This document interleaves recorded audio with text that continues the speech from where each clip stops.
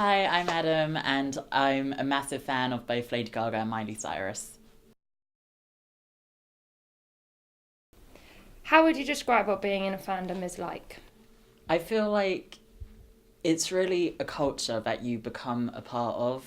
For me, it's with both Gaga and Miley, they both preach acceptance and equality, and when you're part of that fandom, you start to share their ideologies with them. And it's starting to think of yourself not as an I, but as a we. So we get the Super Bowl. We're going to get loads of money. We're going on tour. We got a new album. Joanne, buy it on iTunes. Nice. How many times have you met Miley Cyrus or Lady Gaga? So with Miley in concert wise, I've watched her 2 times now. Um, I've also camped outside a hotel one time. And I also camped out of a radio studio, which was actually turned out to be pre-recorded. So anyway, and then with Lady Gaga, I've met her in person, like face to face, and hugged her and told her I loved her one time. I've camped out probably around a good 6 times, various places, hotels and stuff. And then I've seen her in concert 3 times now. What's the longest time you've spent on the streets for a celebrity? So it would have been Gaga was the longest, and it was probably nearly about 22 hours. What do you do during the day while you wait? So you start to usually make friends with the people in the line with you. You know, you always have something in common with them because you're all part of the same fandom, which is really a nice part of being unified.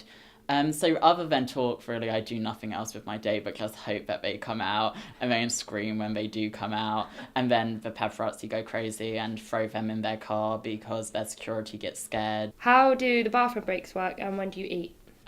I don't. I literally, I remember the first time I saw Gaga was Born This Way Ball, and I queued up from 6 a.m. in the morning, and I was underage, so I had to bring my sister so I could stand in the pit area because she was over 18 as my adult. And I couldn't sit because I made an outfit, and I didn't want the outfit to ruin. And then I didn't want to eat because I didn't want to risk having to go to the toilet. So I just stood for the whole till the end of the concert, which finished at around 11:30. I didn't move.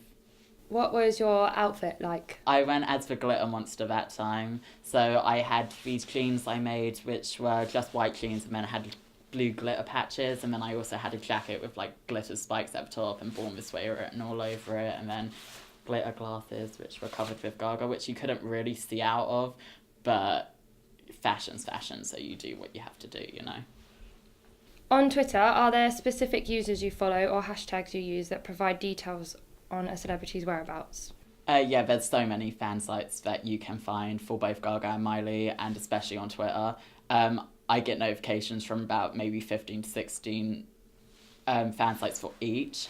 So I kind of just try to find out where they are every second so I know if they're near me or something big's happening. Do you ever feel like you know too much or invading their privacy? I feel like at the end of the day they have made the choice to be a celebrity, and I feel like they've spoken about it in interviews and things, and they've said how much they care about the fan base. And I think, yes, at times they understand that it can be a bit invasive, but I actually think the press are worse than the fans, because the fans would never do anything in a negative way. We're doing it always to support them, and even when there is negativity, we try to, flip it and frame it and shape it the way that the media have decided to do the opposite way. So no, I feel like as a fan base, we have the right to. The press, however, need to back off. And lastly, what's the craziest thing you think you would do to meet a celebrity? The craziest thing, well, when I met Gaga, I paid 850 quid because of all the times I had waited and didn't manage to meet her, that it just became really disheartening each time.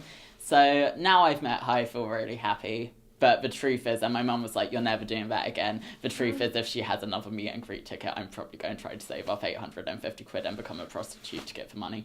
But I would do the same things that, I've always done, and, try to go to their hotels and things like that, and just hope and pray for the chance that you'll get noticed.